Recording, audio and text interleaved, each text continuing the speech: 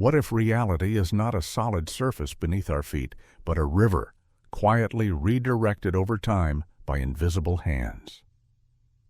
Every generation inherits a version of the world it did not choose.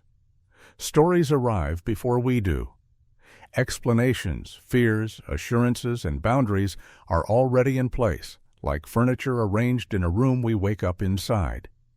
We learn what is considered possible, what is dismissed as fantasy, and what is never to be questioned at all.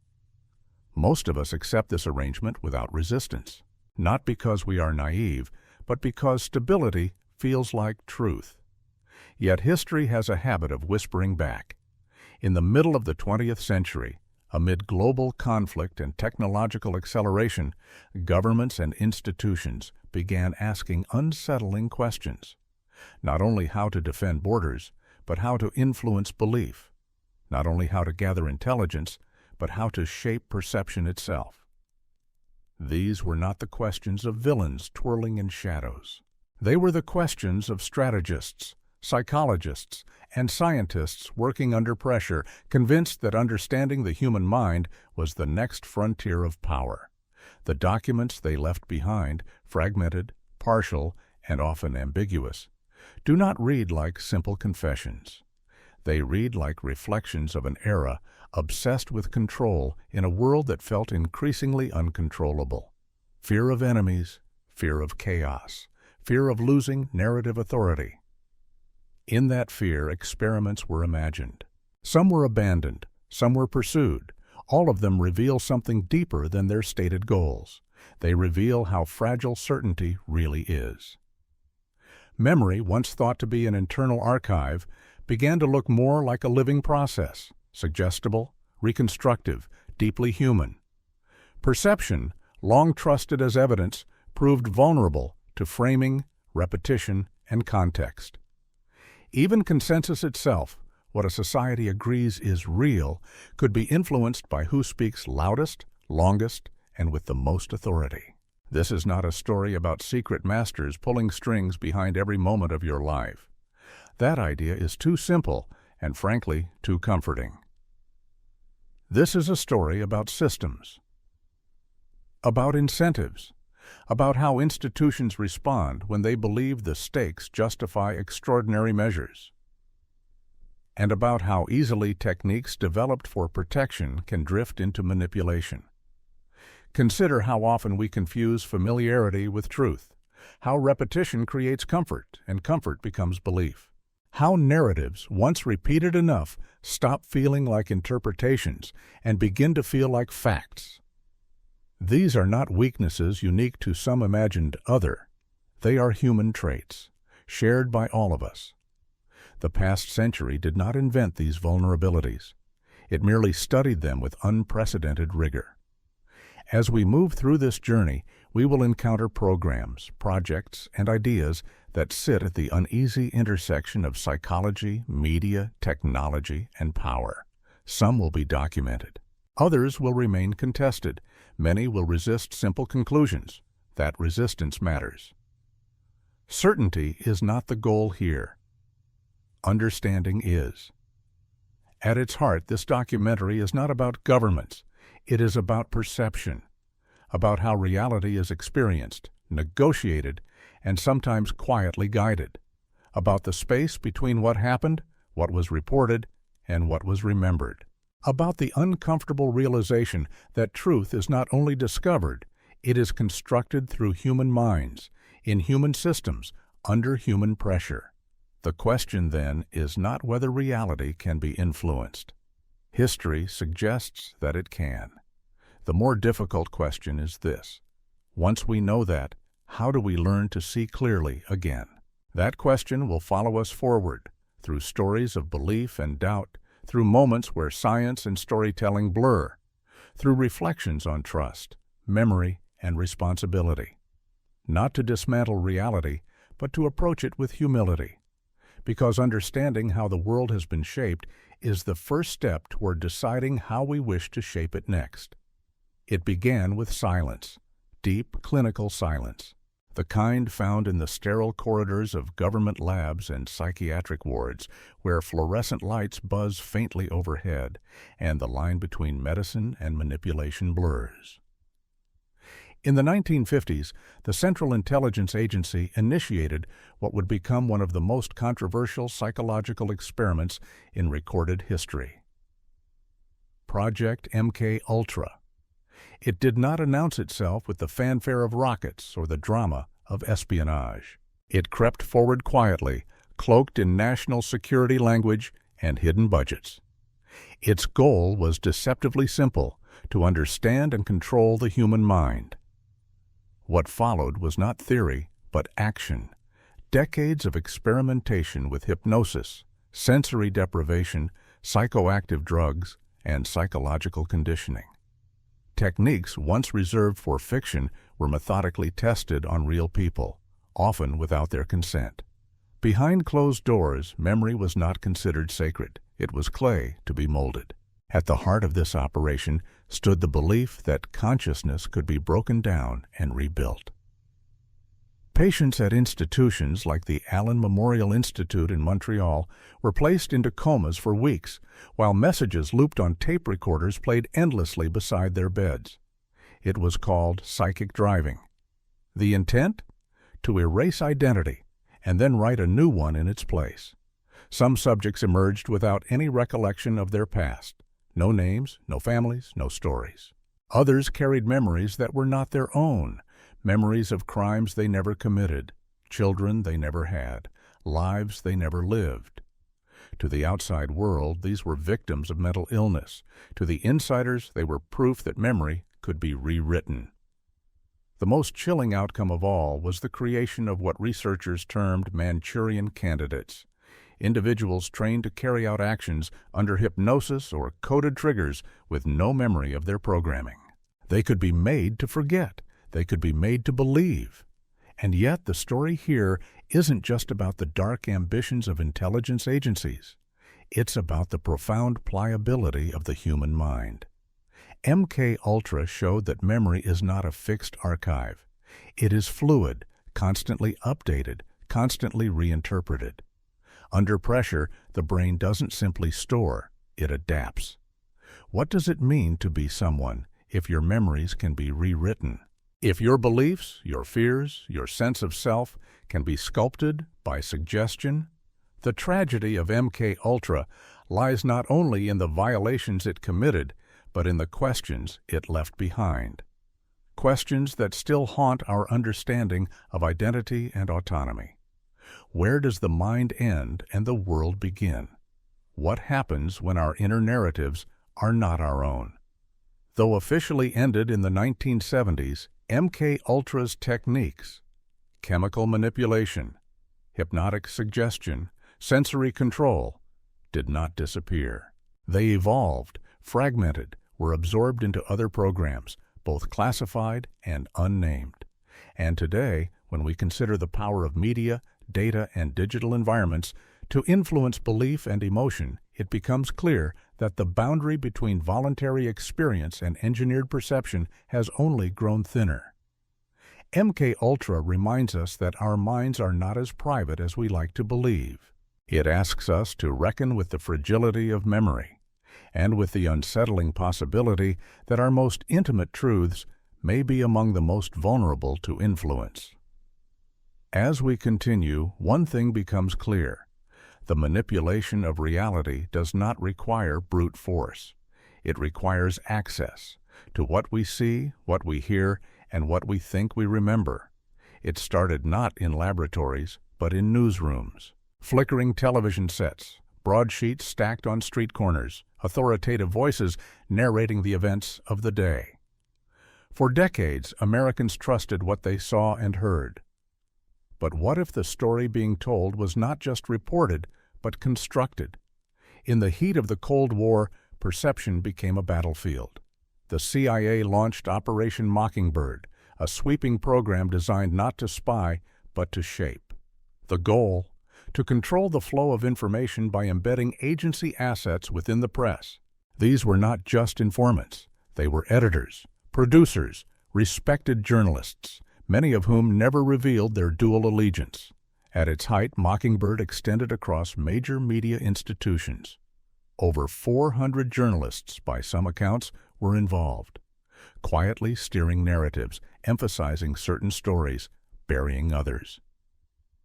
It was an invisible hand guiding the national conversation, not through censorship, but through curation. Books were funded, scripts were suggested, headlines were massaged to suit intelligence priorities.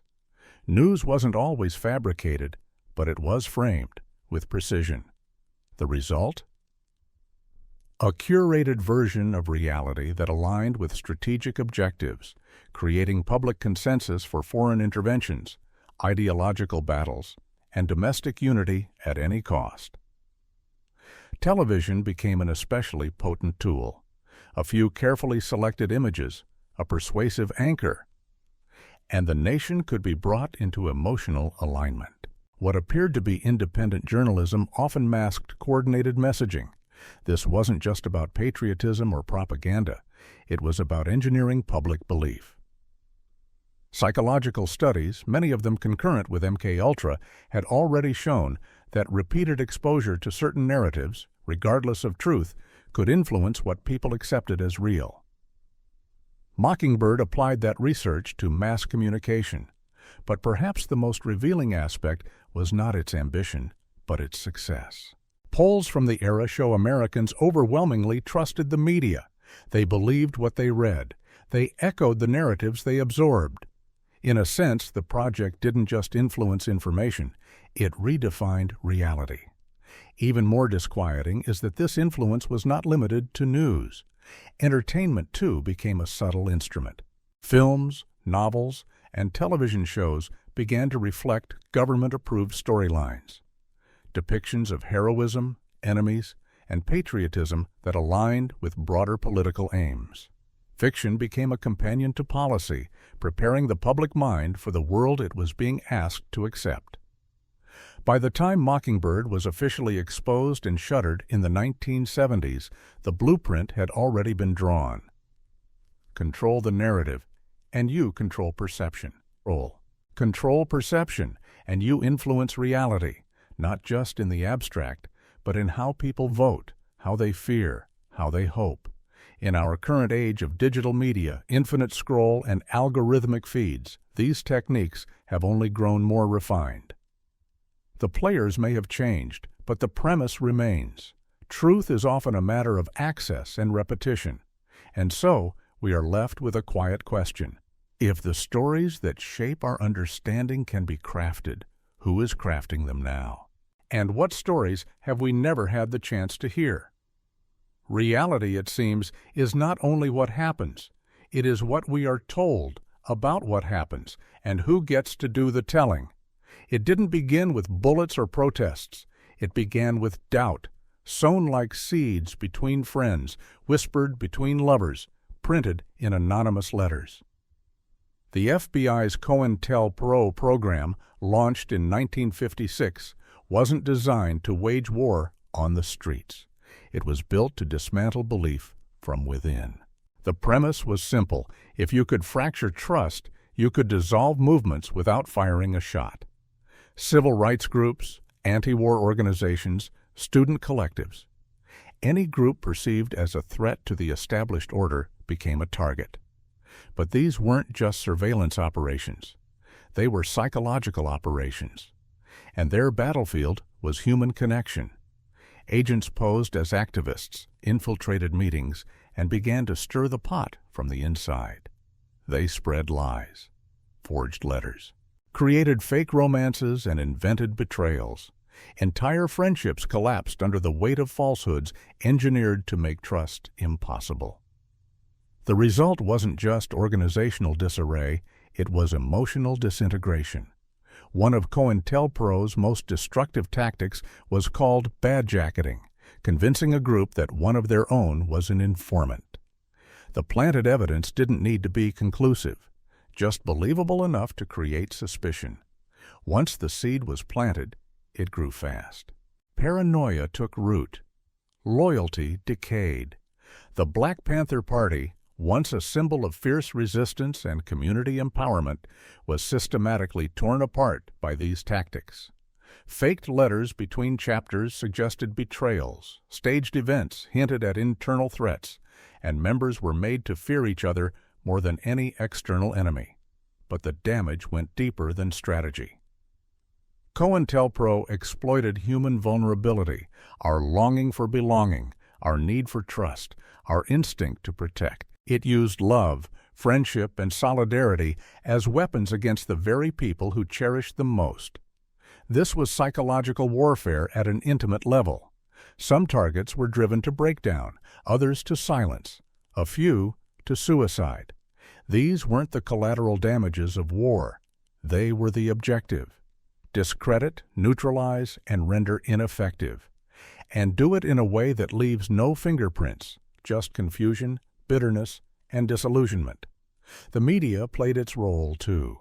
Agents fed false information to trusted journalists, staged arrests for cameras, and planted stories that reshaped public perception of activist groups. The goal was to isolate movements not just internally, but socially, turning public sympathy into suspicion. What makes COINTELPRO so haunting is that it succeeded without the public ever knowing, until years later. Its documents, released under pressure, read like instruction manuals for the dismantling of reality within a community, not by altering facts, but by altering relationships. And today, as social movements once again rise and organize in a digital world, the same vulnerabilities remain. The names of the programs may have changed, the techniques have evolved, but the human mind, its needs, its fractures, its susceptibilities remains the same. This chapter doesn't warn us only of government overreach. It reminds us that reality for most people is built on relationships, on trust, on the feeling that we are not alone. And when that is broken, what follows is not merely confusion, it is isolation. So we ask, how do we protect truth when truth lives between people? When it is as fragile as belief in one another?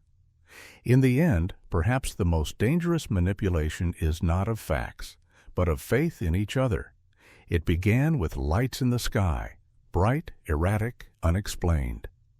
Farmers, pilots, radar operators reported sightings that defied conventional understanding. And for a brief moment, the question hung in the air like the crafts themselves. What if we are not alone?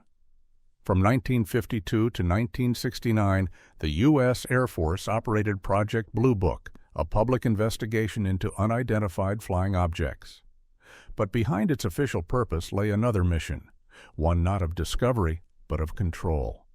While citizens looked up in wonder, the machinery of perception was already turning.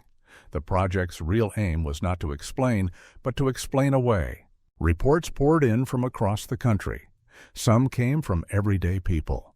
Others came from decorated military personnel, trained observers who described aerial movements that defied physics and logic. But the goal wasn't to engage with the mystery.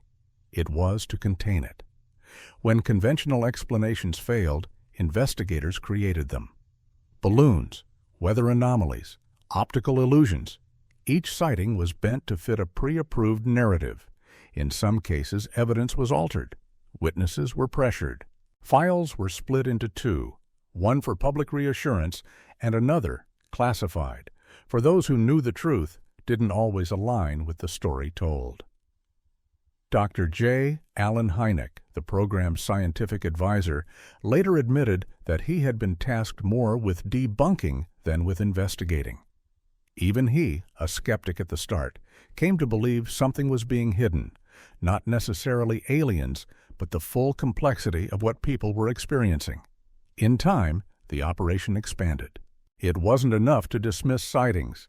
Some needed to be fabricated. There were staged encounters, false UFO events orchestrated using experimental aircraft, decoys, even special effects. Why? To discredit authentic sightings by associating them with hoaxes, to blur the line between fact and fiction until the public no longer cared to look too closely. Witnesses were not immune. Through pressure, misinformation, and subtle gaslighting, individuals were convinced they had seen something ordinary, or nothing at all. Some began to doubt their own memories. Others stayed silent, afraid of ridicule, or worse. The media played its role too. Blue Book collaborated with broadcasters and journalists to highlight silly or obviously flawed cases while burying the credible ones. The result? A cultural narrative where UFOs became jokes and belief was equated with gullibility. And yet, behind closed doors, the real files told a different story. Of unexplained objects tracked by radar, of pilots who encountered forces beyond their understanding, of events that did not fit into neat explanations. But the public didn't see those. What they saw was what they were meant to see. Project Blue Book ended in 1969, but its legacy lingers, not because it revealed truth, but because it redefined belief. It taught us that reality can be managed, not by changing the facts, but by controlling the lens through which facts are seen. In a time of rising uncertainty, the government chose not to explore mystery, but to manage perception. And in doing so, they reminded us that belief is not always a matter of evidence. Sometimes it's a matter of permission. So we ask, when we look to the sky and to the future, what filters have been placed on our vision? What truths lie just beyond the reach of official narratives? Not every mystery needs an answer, but every suppression tells a story. And this one reminds us that sometimes disbelief is engineered. It started with a name as quiet as its methods, Operation Chaos. Between 1967 and 1974, the CIA, legally barred from operating on U.S. soil, turned its gaze inward. What began as a surveillance mission against suspected foreign influence became something far more invasive, an orchestrated effort to monitor, infiltrate, and manipulate domestic dissent. Over 300,000 Americans were tracked, many without any connection to foreign powers. Civil rights leaders, student organizers, artists, veterans, anyone who challenged the prevailing order became part of a growing database. But surveillance was only the beginning. Beneath the surface, a deeper objective emerged, not merely to observe domestic unrest, but to shape it. Agents didn't just collect intelligence. They introduced friction, planting rumors, proposing radical strategies, manipulating group dynamics. Movements weren't dismantled by force, but by confusion. Within anti-war groups, agents would suggest reckless acts, bomb threats, violence, or confrontations, knowing such tactics would alienate supporters and attract police crackdowns. In the student collectives, they sowed ideological divides, turning allies into adversaries. The aim was subtle sabotage, make activists discredit themselves. What made chaos so effective wasn't its scale, but its intimacy. The operation constructed psychological profiles of targets, understanding their fears, relationships, insecurities. It exploited emotional weak points to erode leadership from within, destabilizing movements with surgical precision. Media became another battlefield. Undercover agents posing as journalists fed disinformation into trusted underground publications. Others manipulated mainstream coverage, ensuring public perceptions of protesters were laced with suspicion or contempt. Activists, once seen as principled, were rebranded as dangerous, unhinged, or foreign-influenced. The result? A manufactured reality where dissent was fragmented, suspect, and increasingly isolated from mainstream sympathy. But perhaps the most disturbing element was that those within the movements didn't realize they were under attack. They believed their challenges were natural, disagreements, burnout, personality clashes. They didn't know the storms were seeded. By the time the program was exposed, its methods had already migrated into other domains. The idea that reality itself, what people believed was happening, could be shaped through careful information control had taken root. And as the digital age dawned, those lessons would find new expression. Operation Chaos didn't invent paranoia. It weaponized it. It didn't create division. It deepened it with invisible hands. And in doing so, it left behind a chilling legacy. that trust can be eroded not only through lies, but through engineered confusion. Today, in a world of hashtags, live streams, and viral misinformation, the tools have evolved. But the principle remains: control the flow of perception, and you control the current of change. So we ask, how much of what we believe is a reflection of truth, and how much is a distortion of unseen influence? Because sometimes the most effective manipulation leaves no fingerprints, only silence, and the slow unraveling of collective will. Far in the north, beyond the cities and static, a forest of steel towers that rises from the snow. To most, it's a curiosity. To others, a beacon of conspiracy. Its name is HAARP, the High-Frequency Active Auroral Research Program. Officially, it's about studying the ionosphere, but its story touches something deeper: the power to alter not just weather, but thought. Built in Alaska in the 1990s, HAARP's 180 antennas are capable of sending 3.6 megawatts of radio energy into the upper atmosphere. This isn't your average transmission. The signals resonate with the natural frequencies of the Earth's magnetic field, and curiously, with human brainwaves. Declassified military documents reveal ambitions that reach far beyond meteorology. HAARP wasn't just designed to probe the sky. It was envisioned as a tool to shape behavior by subtly influencing the electromagnetic environment that surrounds us all. At certain frequencies, researchers found, the human mind becomes suggestible. Emotional states, euphoria, confusion, lethargy, can be nudged without a word spoken. Sleep patterns shift, depression spikes, thought processes slow, not by ideology or threat, but by invisible waves that pass through flesh and bone. Patents filed around the project describe capabilities once reserved for science fiction: altering memory formation, disrupting decision-making, instilling calm or panic across a region. The idea wasn't mind control in the cinematic sense. It was mood modulation, quiet influence. The kind that feels like your own thought, your own feeling, your own choice.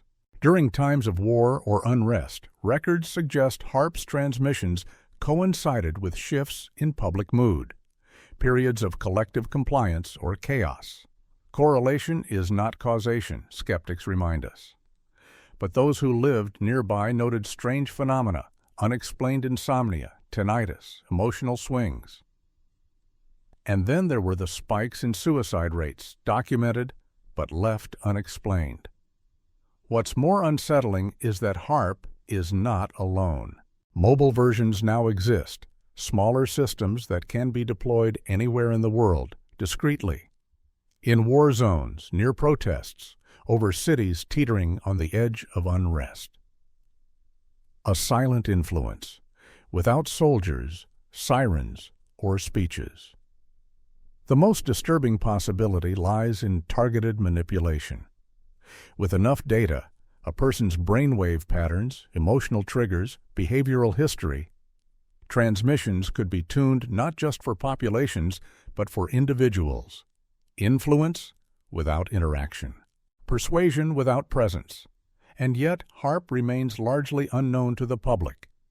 Its potential is buried under layers of jargon and plausible deniability. It is, after all, just research. But the implications ripple outward. If our thoughts can be influenced by fields we cannot see or feel, then what becomes of free will? If emotion can be induced, memory disrupted, clarity blurred, how do we know where we end and the environment begins? This isn't a story about weather machines or alien signals. It's a story about the silent thresholds of consciousness and the quiet spaces where technology and intention converge. Because the next frontier of influence may not be through screens or speeches, but through the very air we breathe. And the most profound manipulations may be the ones we never even realize are happening. So we ask, what if the storm is not outside us but within, and not born of nature but of design? In 1962, in a high-security room within the Pentagon, a plan was drafted, not to defend the nation, but to deceive it. Operation Northwoods.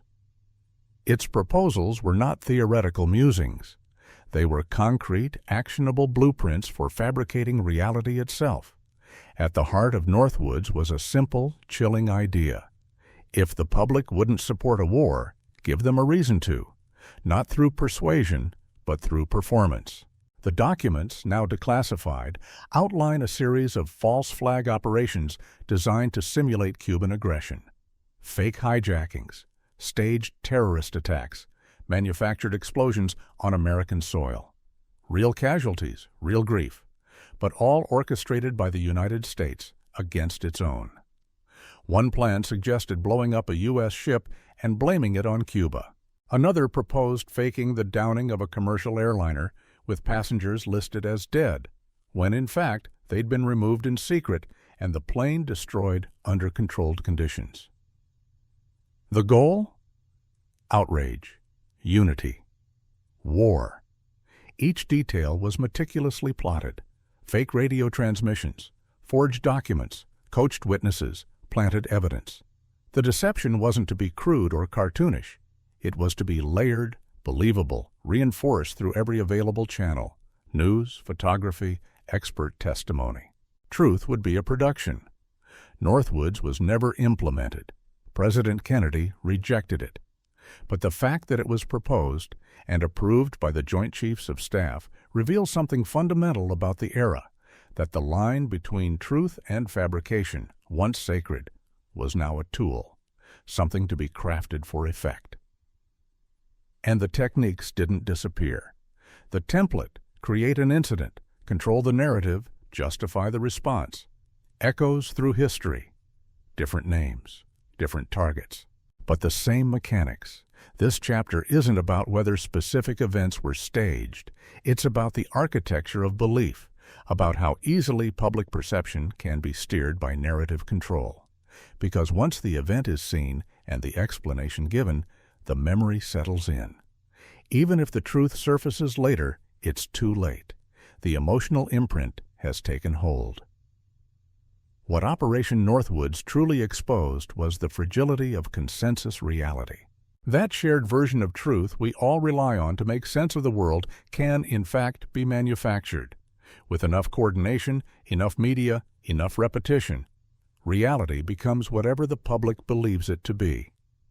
In today's world, where digital tools can fabricate video, audio, entire personalities, the lessons of Northwoods loom large. We have the means not just to simulate events, but to simulate entire histories, entire identities, entire crises. So we are left with an unsettling question. If reality can be performed with such precision, how do we tell the difference between what happened and what we were shown?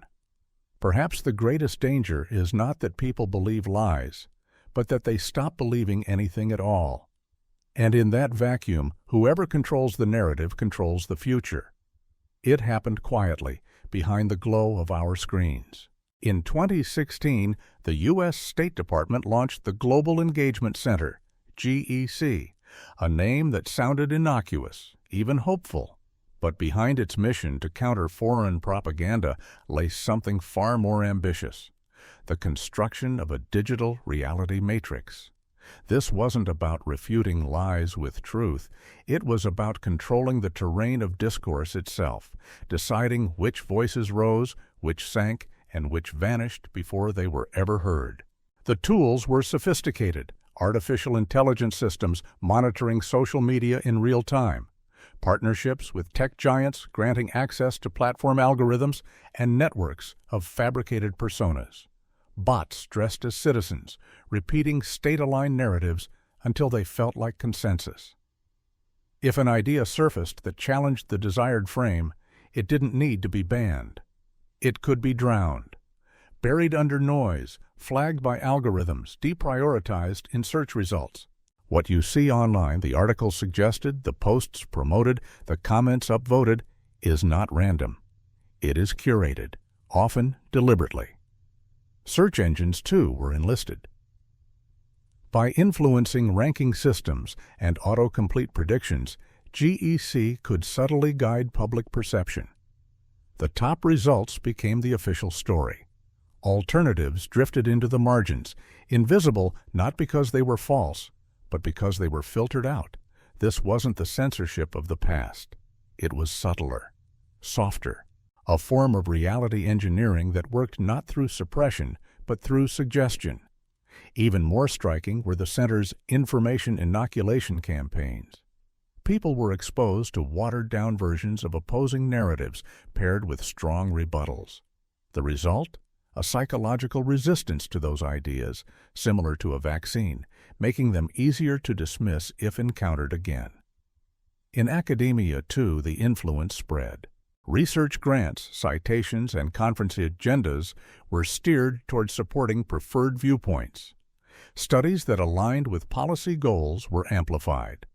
Others faded into obscurity, not disproven, just unheard.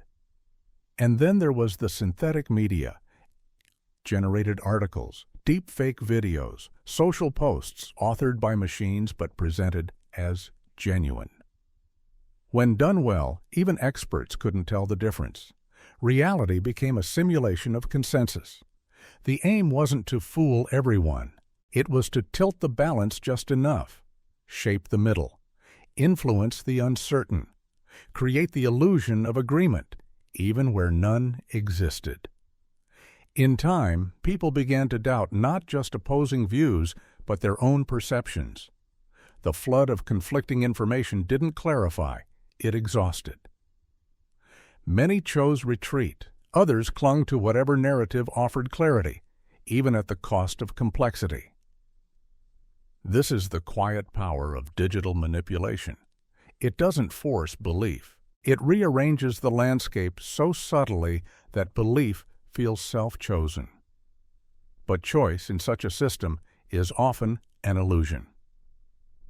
And so we must ask, when our feeds, searches, and sources are shaped by unseen algorithms and strategic agendas, what does it mean to know something? To believe something? In this new era, the battleground is not just truth.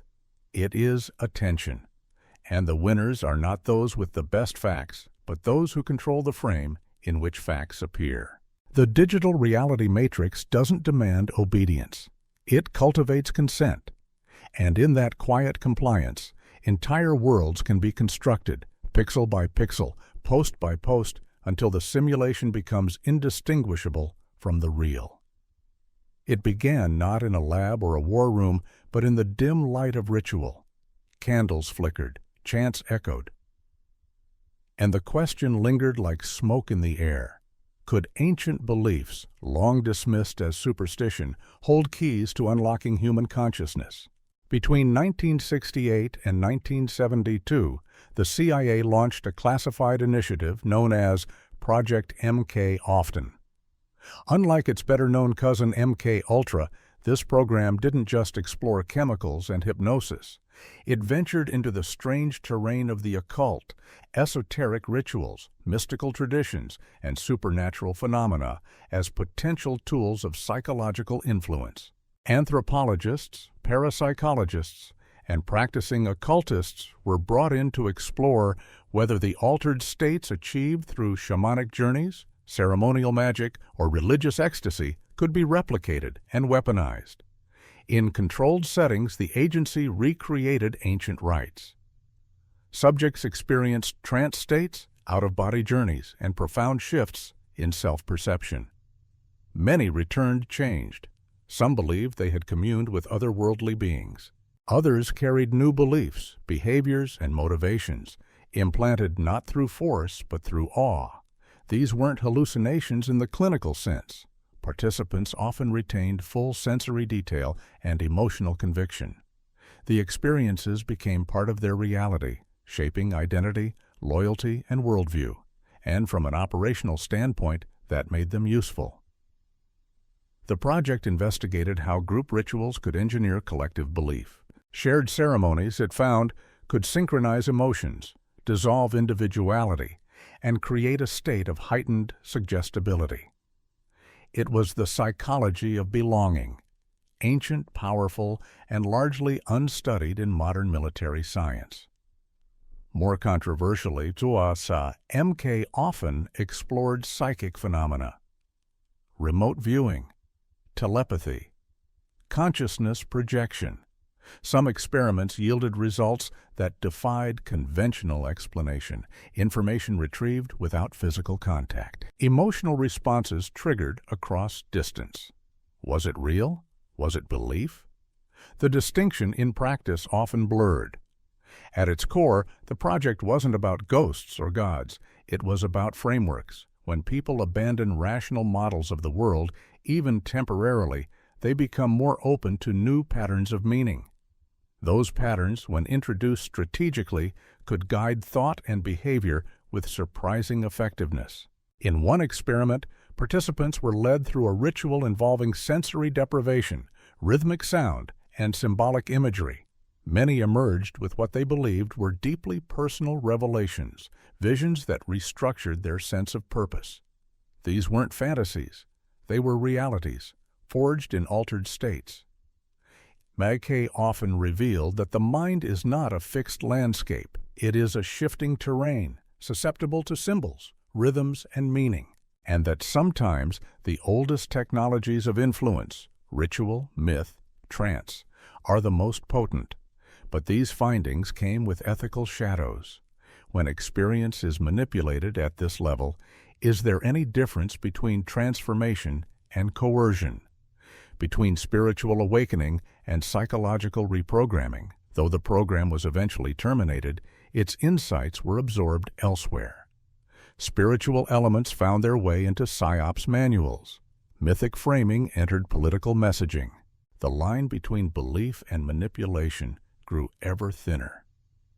Today, the echoes of MK often linger in wellness trends, digital cults, viral ideologies that spread not through argument, but through symbolism and shared experience. And so we ask, if reality can be altered through belief, and belief can be engineered through ritual, who gets to choose the myths we live by? Perhaps the future of control doesn't lie in surveillance or censorship, but in the careful crafting of the stories that shape the soul. The stage was set in 1986, not in secret bunkers, but in polished conference rooms and strategy briefings. The Department of Defense unveiled a new directive, a shift in focus that would ripple quietly through every agency: perception management.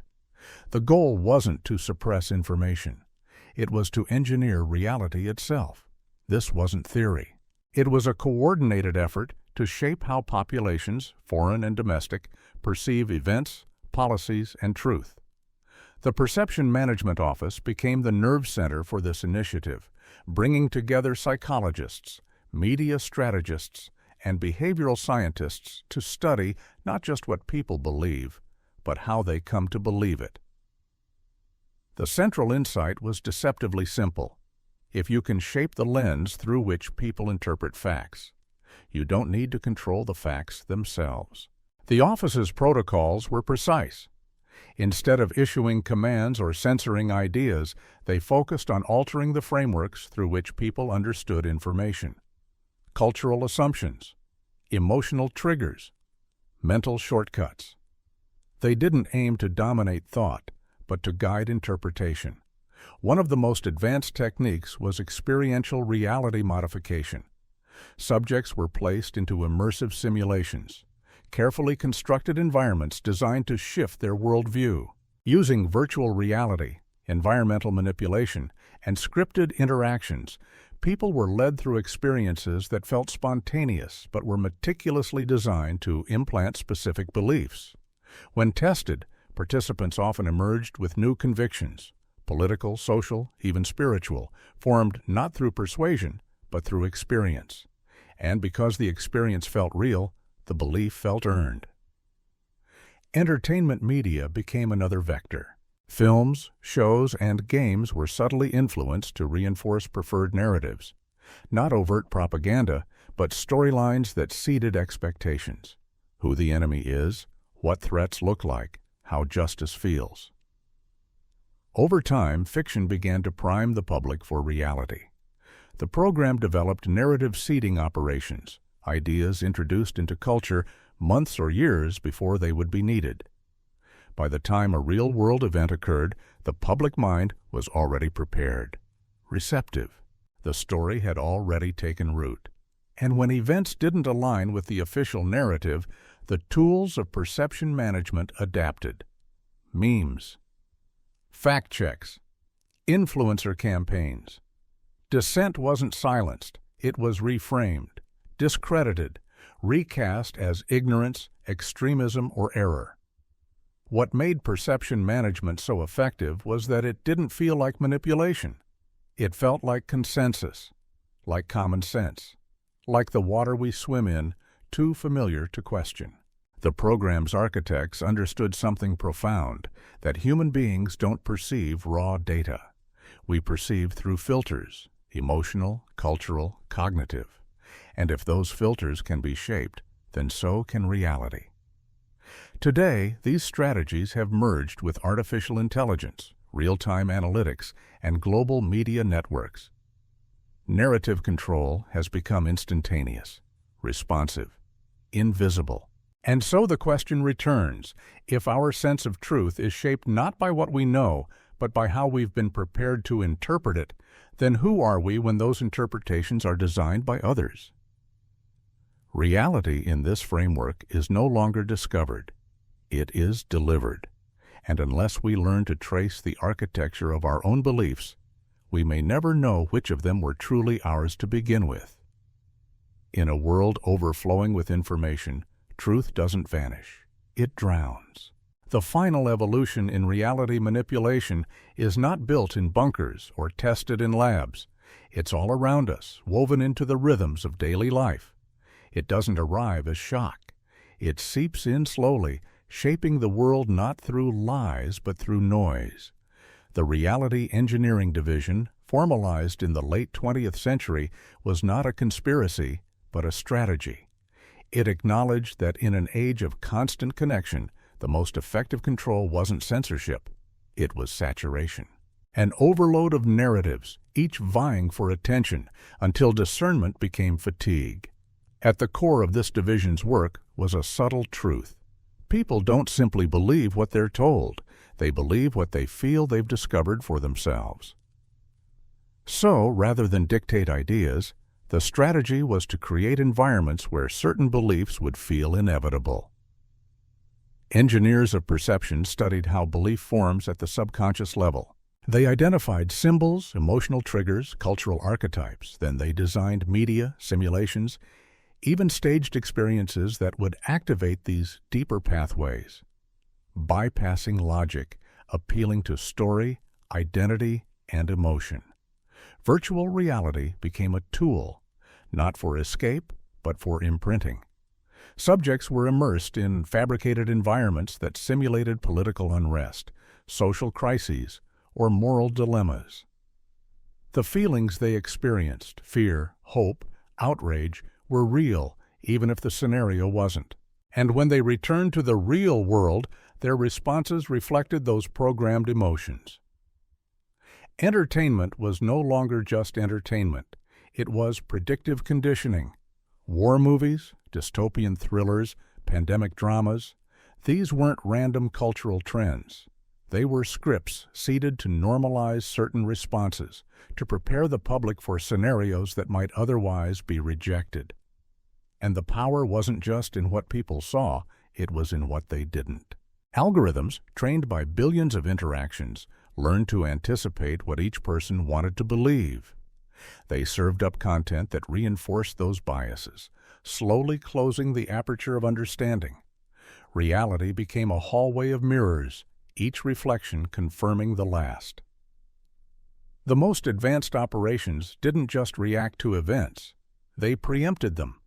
By introducing ideas in entertainment, in memes, in throwaway lines from influencers, they made future narratives feel familiar. So when policy shifted or crises emerged, people were already calibrated, not because they'd been convinced, but because they'd been prepared. This is the culmination of decades of research. A system that doesn't need to silence dissent because it isolates it, doesn't need to enforce belief because it curates it. A system in which the average person feels informed, empowered, even rebellious, while unknowingly operating within a designed perception field. What's most unnerving is how seamlessly this process blends into ordinary life. It doesn't feel like control. It feels like culture, like coincidence, like the world. But if beliefs can be shaped by simulations, if fears can be implanted through entertainment, if consensus can be engineered through silence rather than force, then what becomes of agency? Are we authors of our worldview or characters in someone else's script? The Reality Engineering Division didn't just study perception. It perfected the art of narrative gravity, the pull that keeps thoughts orbiting within approved boundaries. And if we've never questioned that gravity, perhaps we've never truly been free from it. There's a strange silence that follows revelation, not the loud shock of discovery, but the quiet weight of recognition. As the pieces come together, as each chapter unfolds, a deeper pattern emerges. Not of isolated programs, but of a continuous arc. A story of control disguised as protection. Of influence masked as information. A story not about events, but about perception itself. By the time the last of these reality manipulation programs became public knowledge, the question was no longer if they existed, but how deeply they had shaped us. Across decades, through institutions and shifting technologies, a singular insight guided them all. That reality, for most people, is not determined by what is true, but by what is repeated, endorsed, and felt. That memories can be altered. Consensus manufactured. Entire belief systems installed like software updates in the human mind. And perhaps most unsettling of all, that much of it can be done without a single person realizing it happened. In the quiet corridors of MK Ultra, personalities were erased and rebuilt. On the airwaves of Operation Mockingbird, public opinion was sculpted through curated news.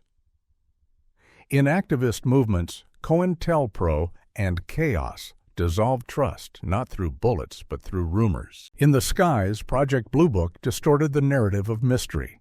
In the unseen ether of HAARP, moods and minds may have been nudged by invisible frequencies. In the digital sprawl of the Global Engagement Center, attention itself was colonized. And through perception management and reality engineering, the very filters through which we interpret the world were rewritten. Together, these efforts form more than a historical curiosity. They form a mirror. Because the question that hangs over all of this is not simply, what did they do? It's, what did we absorb? What beliefs, fears, and assumptions have we inherited? Not through experience, but through design. In an age where we carry our windows to the world in our pockets, scrolling through curated timelines, hearing tailored opinions, experiencing algorithmically shaped consensus, the techniques once hidden in government programs are now embedded in daily life, refined, commercialized, personalized. But the danger today is not just manipulation. It's exhaustion. When truth becomes elusive, when every narrative feels suspect, when certainty itself erodes, we retreat. We stop asking questions. We settle for comfort. We choose silence.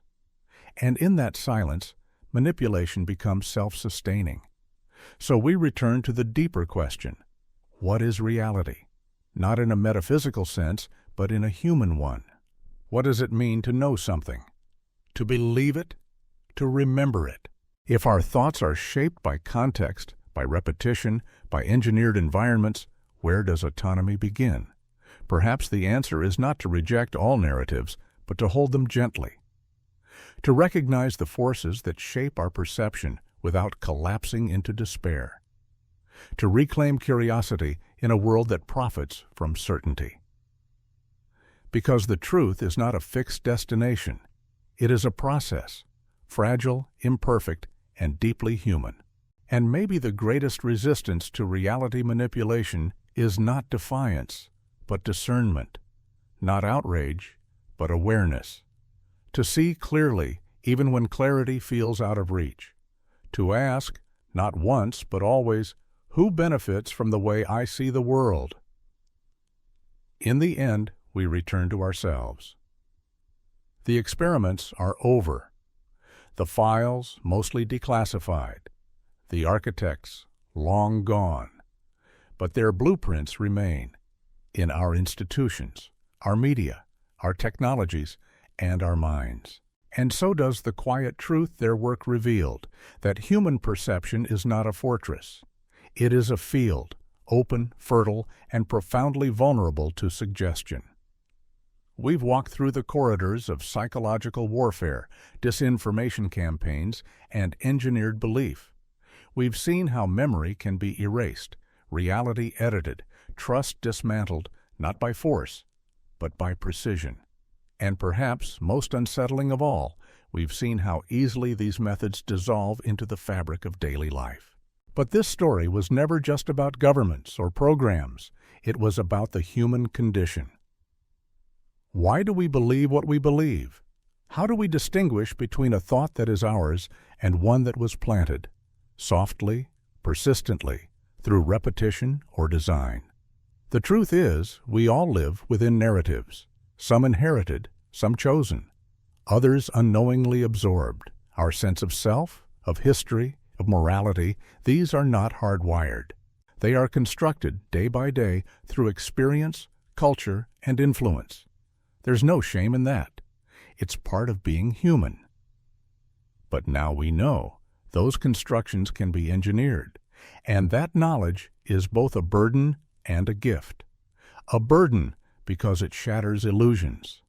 It reminds us that we are not always the authors of our own minds, that our deepest convictions may be echoes of someone else's intent, but also a gift because awareness creates possibility. When we understand how perception is shaped, we can begin to shape it consciously. We can examine our assumptions, question our filters, and make space for uncertainty. Not all manipulation is malicious, not all influence is avoidable, but between blind acceptance and total cynicism lies a more courageous path: discernment. To look at the stories we live by and ask, do they serve truth or only comfort? To resist the seduction of absolute answers and instead embrace the complexity that real understanding requires. To recognize that freedom is not the absence of influence, but the presence of awareness. So, where does that leave us? Perhaps here, at the edge of mystery and memory, we begin again. Not with paranoia, but with presence. Not with fear, but with humility. Because the world is not only what we're told it is, it's also what we dare to question, to see, to imagine anew. And in that space between what is real and what is possible, we reclaim something essential. Not certainty, but the right to seek it for ourselves. That is the final resistance. That is the enduring truth.